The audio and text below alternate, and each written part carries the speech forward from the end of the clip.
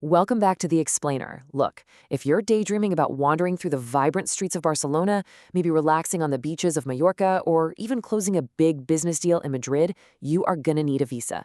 But let's be real, dealing with visa paperwork can instantly drain all that pre-trip excitement, right? It's like a giant puzzle. And that's exactly why we put together this Explainer. Today, we're walking you through the ultimate, completely stress-free pre-submission checklist. We're tailoring this specifically for Spain Schengen visa applicants applying from India, Nepal, and Sri Lanka through BLS International. We're going to look closely at the official source guidelines to help you dodge those common, incredibly frustrating bureaucratic pitfalls that lead to instant rejections at the center. Okay, let's dive right into this.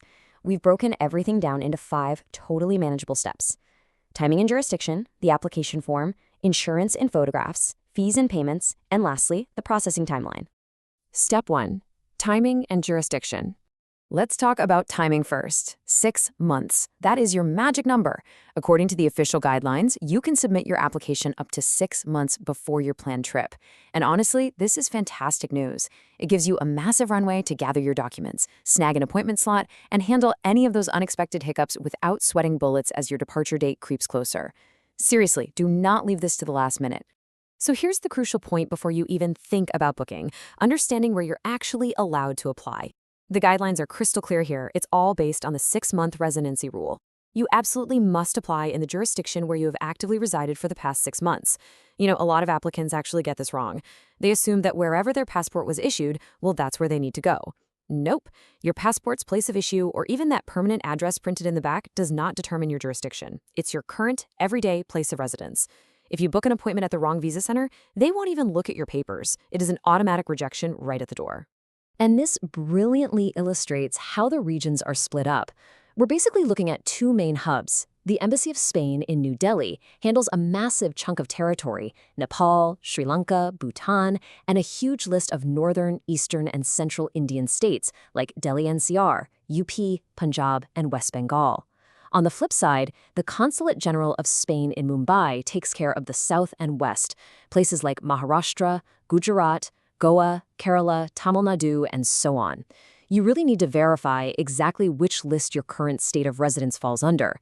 Oh, and a quick heads up for any students or workers currently living abroad: even if you are a citizen of India, Nepal, or Sri Lanka, you can't just fly back and apply from your home country. You've got to apply directly from your host country.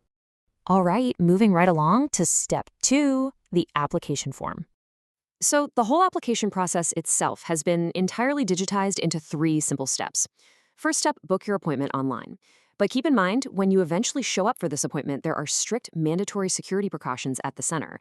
Literally no laptops, no large bags, and no electronic recording devices are allowed inside.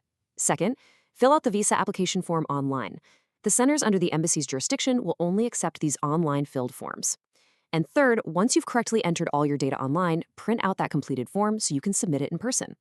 Now, what's really interesting about this step is that there are 2 absolute gotchas that catch so many applicants totally off guard. Effective November 4th, 2024, absolutely 0 handwritten forms are accepted. Period. If you show up with a blank form and try to fill it out with a pen in the waiting room, you're going to be turned away. All data has to be typed in digitally before printing. And here is the second, highly specific detail. Once you print that form, your physical signature at the bottom must be in blue ink. No way around it. A black pen will literally render your perfectly typed application invalid. So check your pens, folks. Step 3, insurance and photographs. First up, travel insurance. The guidelines explicitly state this is a non-negotiable, mandatory requirement for anyone traveling to Spain. You just can't skip this. You need a certificate showing you're covered for potential medical emergencies. Now, BLS does try to make this a bit easier for you. For applicants in India, they actually provide optional links to authorized providers right on their site. Think Tata AIG or Indocent Travel Insurance. They have specific links for Nepal and Sri Lanka too. You're completely free to use any authorized global insurance company you prefer, but having that printed certificate sitting in your submission stack is absolutely crucial. Next up, let's walk through the photograph specifications. The center states it point blank. If your photos don't meet these requirements, they consider your application incomplete. So what do you need? 1 recent color photo, taken within the last 6 months.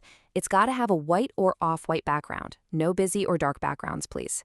It needs to be printed on normal photographic paper, not just standard printer paper you have at home. You need to show your full face, and importantly, no smiling. Keep a neutral expression. No sunglasses or head coverings either, unless it's strictly for religious or ethnic reasons. And here is a very sneaky rule. The photo cannot be one that you've previously used in your passport. So if your passport was issued 3 years ago, do not use that same picture. Step 4. Fees and payments. So for most adults, a standard tourist or business visa is going to run you roughly 9,599 Indian rupees, plus a BLS service charge of about 1,802 rupees. But wait, there are actually several fee exemptions. Children under 6 years old, they are entirely exempt from both the visa fee and the BLS service charge. The visa fee is also completely waived for school pupils, students, and their accompanying teachers if they are on educational trips.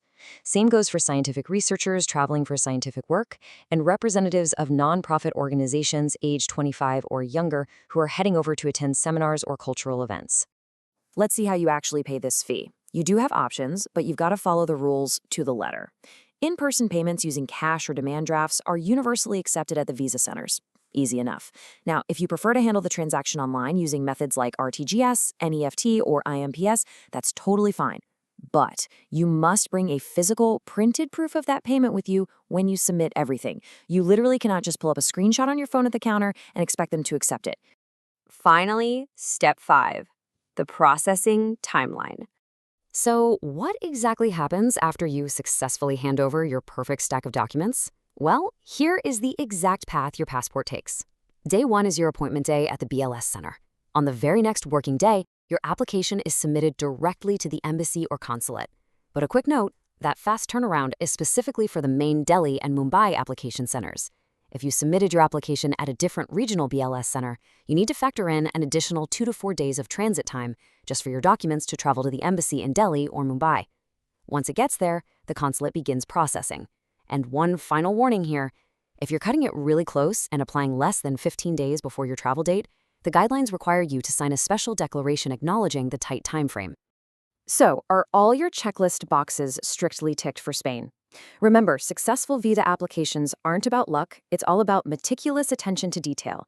Review your jurisdiction based on where you've actually lived for the last 6 months. Make sure your application form is filled out online and printed. Double, triple check that your signature is in blue ink, your photograph has a light background with absolutely no smiling, and your travel insurance is completely sorted out. By following this checklist, you are putting yourself in the absolute best possible position for a smooth approval. But it does beg the question, if this is just the paperwork required to enter the country, what other hidden bureaucratic hurdles are waiting for you once you actually cross the Schengen border? Thanks for joining me on The Explainer.